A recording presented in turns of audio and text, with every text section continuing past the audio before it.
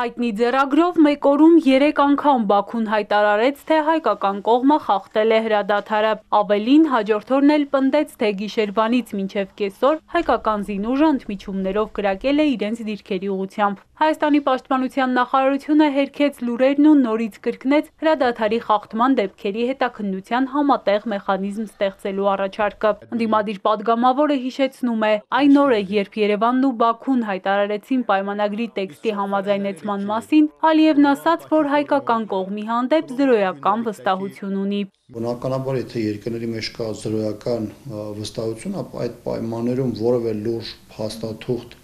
եթե նույնիսկ ստորագրվի էլ, ապա դա չի կարող կյանքի կոչվել։ Փաստաթուղթը մի կողմ հիմք չկա պնդելու, որ այն ձախողված է, ասում է Ազգային ժողովի նախագահը։ Այլ հարց է, որ Ալիևի հռետորաբանությունն արդարացնելու համար է Բաքուն փորձում ցույց տալ, թե հայկական կողմն է սադրողը։ Իրանց հանրության մեջ Ալիևի խոսքերը ավելի պնդացնելու եւ ցուցադրելու, որտեղ որ նախագահն ասում է, ուրեմն մի բան կա, որ ասում է, դրա միտումն ունի։ Պայմանագրի համաձայնեցված տեքստում Հայաստանի համար վտանգավոր դրույթ չկա, վստահեցնում է Ալեն Սիմոնյանը։ Տար չկա, որ վերաբերում է Հայաստանին ու չի վերաբերում Ադրբեջանին։ Եթե ասում եք, որ վտանգավոր կետ կա, դա վտանգավոր է մեկն է, թե ինչ-որ մեկը դա մեկնաբանի որպես վտանգավոր կետ, դա նույն հավասարաչափ վտանգավոր է Ադրբեջանի համար, որովհետև Երևանն ու Բաքուն համաձայնության են եկել միջազգային ատյաններից հայցերի հետ քաշման շուրջ։ Սիմոնյանը վստահեցնում է, ինչպես Երևանը, այնպես էլ Բաքուն հրաժարվելու են բոլոր հայցերից։ Ազգային ժողովի նախագահն արձագանքում է մի խումբ արցախցիների այն հայտարարությանը, որ եթե միջազգային դատարաններից Ադրբեջանի դեմ հայցերը հետ կանչվեն, իրենք կառավարությանը դատի կտան։ Դե տենց ուժեղ են, թող գնան պայքարեն այն մարդկանց դեմ, ովքեր որ իրական իրանց դեմ քայլեր են արել, ոչ թե սեփական երկրի ընտրված իշխանության դեմ։ Իրանք մեր երկրի դեմ հայց պետք է ներկայացնեն, լուրջ, Հայաստանի Հանրապետության դեմ, Հայաստանի հարկատուների դեմ։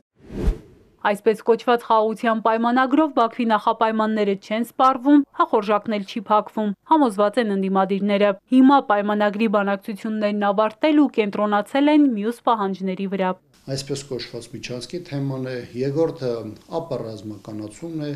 երրորդը Բաքվի ճակերտավոր դատավարությամբ անցնող այս գործընթացի պարագայում հրապարակված մեղադրանքի համաձայն այն անձանց Ադրբեջանին հանձնումն է, որոնք Հայաստանում կոնկրետ կարգավիճակ են ունեցել նախագահների, բարձրագույն զինվորականության եւ այլն, Մինսկի խմբի լուծարում, սահմանության փոփոխություն եւ այլն։ Այսինքն Ադրբեջանը մի մասը որպես այդպեսին ավարտել է եւ հիմա հիմնական ակտիվությունը սկսել է ցուցաբերել այլ ճակատներում։ Ադրբեջանը բացարձակապես որևէ մտադրություն չունի խաղաղության համաձայնագիր կնքելու, Հայաստանի հետ խաղաղություն հաստատելու։ Սա խայտառակ թուղթ է, Ադրբեջանի բոլոր պահանջները մեջն են, Հայաստանի որևէ խնդրանք, աղերս, աղաչանք, պաղատանք հաշվի առնված չի։ Հայկական կողմում առաքելություն իրականացնող եվրոպացի դիտորդները հերքեցին Բաքվին ու արձանագրեցին, որ սահմանին վիճակը հանգիստ է։ Խաղաղության պայմանագրի հնարավոր ստորագրումից հետո դիտորդները կմնան Հայաստանում։ Պարզ չէ, հայտնի է միայն, որ կա պայմանավորվածություն սահմանից երրորդ ուժերի հետ քաշման մասին։ Երրորդ կողմ եք դուք մենակ եվրոդիտորդներին հասկանում։ Երրորդ կողմը դա նույնպես երկկողմանի է։ Չի կարող որևիցե երրորդ կողմ լինի մեր սահմաններին։ Բայց ռուսները երրորդ կողմ չէ։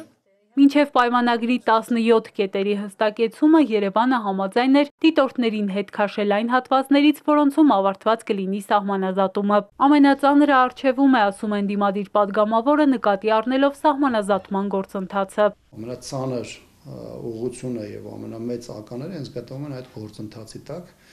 եւ այս իրականության մեջ արձանագրել, որ ուրվագծում է որոշակի ձևով խաղաղություն, պարզապես չեն կարող։ Թշնամին հայտարարում է, թե ճանաչում է մեր երկրի տարածքային ամբողջականությունը, բայց Հայաստանի 240 քառակուսի կիլոմետրն օկուպացրած երկիրը թիվ չի նշում։ Կա պայմանավորվածություն, որ պայմանագրի ստորագրումից հետո Բաքուն հետ է քաշվելու Հայաստանի տարածքից։ Սիմոնյանի խոսքով հարցը սահմանազատման հանձնաժողովի տիրույթում է։ Այն տեղերում, որտեղ որ Հայաստանն է առաջ, Հայաստանն է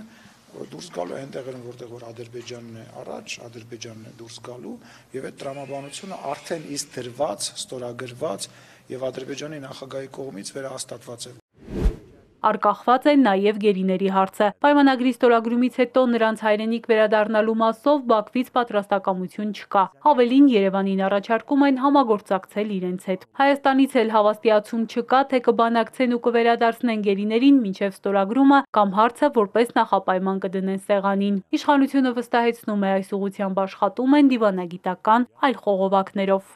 Հերմինե Ղարիբյան, Հարություն Հովսեփյան, Էպիկենտրոն։